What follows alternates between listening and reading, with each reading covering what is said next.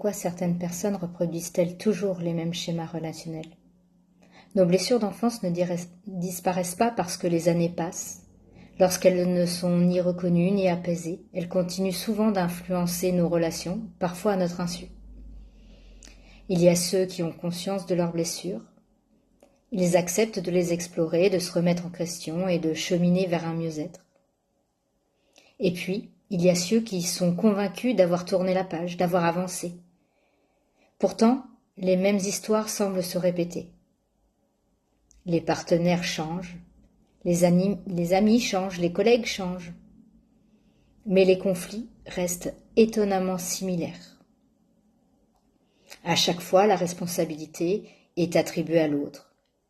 Je suis toujours tombée sur des personnes toxiques. Le problème, c'était eux. On m'a encore trahi.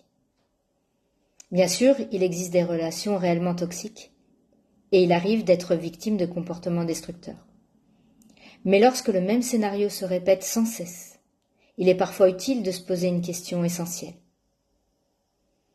Et si ce n'était pas seulement le choix des personnes qui posait le problème, mais aussi une blessure ancienne qui continue d'orienter inconsciemment nos réactions, nos attentes ou nos relations. Nos mécanismes de protection nous ont souvent permis de survivre à une période difficile de notre vie. Mais à l'âge adulte, ils peuvent devenir des freins. Peur de l'abandon, besoin de contrôle, difficulté à faire confiance, dépendance affective, évitement de conflits, incapacité à poser des limites. Prendre conscience de ces mécanismes ne consiste pas à se culpabiliser. C'est reprendre le pouvoir sur son histoire.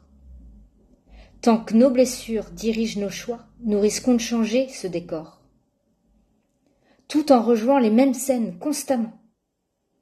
Le véritable changement ne commence pas lorsque les autres changent. Il commence lorsque nous osons regarder ceux qui, en nous, demandent encore à être compris et apaisés. Et vous, pensez-vous que nous attirons toujours le même type de relation?